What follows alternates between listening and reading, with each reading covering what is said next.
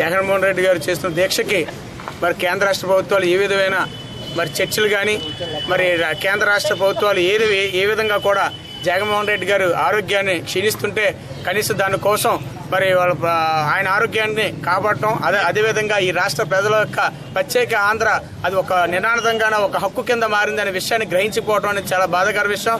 ఏమైనా జగన్మోహన్ రెడ్డి గారికి కనుక ఆరోగ్యం క్షీణించి ఏమైనా ప్రమాదం జరిగితే కనుక ఈ 5 కోట్ల మంది రాష్ట్రంలో వాటిలో ఉన్న జనాగ్రహానికి ఈ కేంద్ర రాష్ట్ర ప్రభుత్వాలు బలం తప్పని చెప్పి సందర్భంగా తెలియజేస్తూ మరి వెంటనే ప్రత్యేక హోదా ఇవ్వడానికి ప్రయత్నాలు చేసి ఈ రాష్ట్ర ప్రజలంతా కూడా ఆదుకోవాలని చెప్పి సందర్భంగా తెలియజేస్తారు. బ్లాక్ అండ్ వైట్ సినిమా చూసినప్పుడు ఆ ఊళ్ళో ఎవరైనా ఎడ్యుకేటెడ్ అయితే ఎవరైనా డబ్బులు సంపాదిస్తే వాళ్ళ మాట ఏంటని చెప్పిన పద్ధతిగా ఉండేది ఆ రోజు సినిమాల్లో.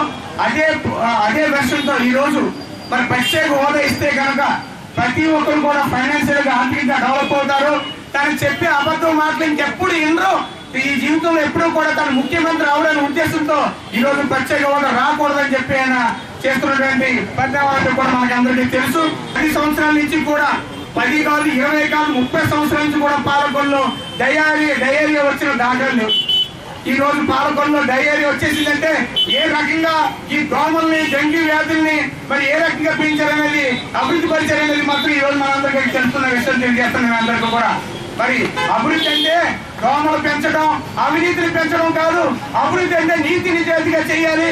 ఏ పనైనా సరే మరి సక్రమంగా చేస్తే ప్రజలు మనం ఏ పార్టీని గుర్తిస్తారనే విషయాన్ని మరిచి ఇంకెప్పుడు మన రాజకీయాల్లో మన అధికారం అందులో ఎక్కడ మీకు అనుమానం కలిగింది కాబట్టి మీ ఇష్టం వచ్చినట్టుగా ప్రజల మీద నుంచి మీ అధికారాన్ని చెలవేస్తున్నారని చెప్పి ఈ సందర్భంగా తెలియజేస్తూ మరి ముఖ్యంగా పాలకొల్లు పట్టణ ప్రజలకి నేను ఈ రోజు చెప్పాల్సింది ఏంటంటే మంచినీరు విషయమే కాదు ఏ విషయం కనీసం మంచినీరు ఇచ్చే విషయంలో కూడా వీరు సక్రమంగా పని చేయలేకపోతున్నారంటే ఇటువంటి నాయకులు ఏ రకంగా ఈ నియోజకవర్గాన్ని పరిపాలిస్తారనే విషయాన్ని తెలియజేస్తున్నాం.